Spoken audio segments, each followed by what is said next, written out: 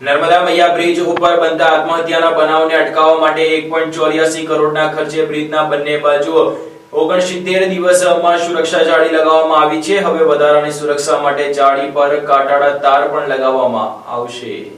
ભરૂચની નર્મદા નદી ગુજરાતની જીવાદોરી તરીકે ઓળખાય છે, પરંતુ ભરૂચમાં નર્મદા નદી પર બનાવેલા નર્મદા મૈયા બ્રિજ લોકો માટે મોતને વહાલું કરવા માટેની ઓળખ બની ગયો હતો, ત્યારે બ્રિજની બંને તરફ જાળી લગાવવાની માંગ ઉઠી હતી। ભરૂચ માર્ગ અને મકાન વિભાગના કાર્યપાલક ઇજનેરે બ્રિજની બંને તરફ ₹1.84 કરોડના ખર્ચે સેફટી નેટ લગાવવા માટેની વહીવટી મંજૂરી વડોદરા માર્ગ અને મકાન વિભાગના અધિક્ષક ઇજનેર પાસે માંગી હતી। ત્યારબાદ રાજ્ય સરકાર દ્વારા બ્રિજની બંને તરફ જાળી લગાવવા માટેની સિદ્ધાંતિક મંજૂરી આપવામાં આવી હતી, જેમાં નર્મદા મૈયા બ્રિજના રિવર પોર્શનમાં વાઇન્ડિંગ એન્ડ ફિક્સિંગ વાયરમેસ જાળી પર પ્રોટેક્શન સેફટી ગ્રીલ નાખવા માટે મોકલેલી દરખાસ્તને સિદ્ધાંતિક મંજૂરી મળી જતા બ્રિજના રિવર પોર્શનમાં બંને તરફ અંદાજિત ₹1.84 કરોડના ખર્ચથી સેફટી નેટ લગાવવાની કામગીરી પૂર્ણ કરવામાં આવી છે। બ્રિજની બંને તરફ સેફટી નેટ લાગી જતા આત્મહત્યાના બનાવોમાં પણ ઘટાડો નોંધાયો છે। નર્મદા મૈયા બ્રિજ કે જે ભરૂચ શહેર અને જિલ્લાની જે સમસ્યા હતી ટ્રાફિકની, તેને હળવું કરવા માટે બનાવવામાં આવેલો બ્રિજ હતો, પણ સુસાઇડ કરવા વાળા લોકોએ આ મા નર્મદા મૈયા બ્રિજને સુસાઇડ પોઈન્ટ તરીકે ઓળખી નખાવેલો।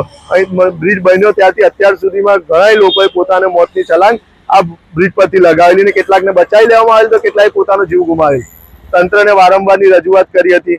ભરૂચ વિધાનસભાના ધારાસભ્ય, માર્ગ અને મકાન વિભાગ તેમજ તંત્રને અમે વારંવારની રજૂઆત કરતા આજે જ્યારે આ નર્મદા મૈયા બ્રિજ પર નેટ લગાવવાનું કામ પૂર્ણ થયું છે, ત્યારે નર્મદા મૈયા બ્રિજ પર નેટ લગાવવાનું કામ શરૂ થયા હતી।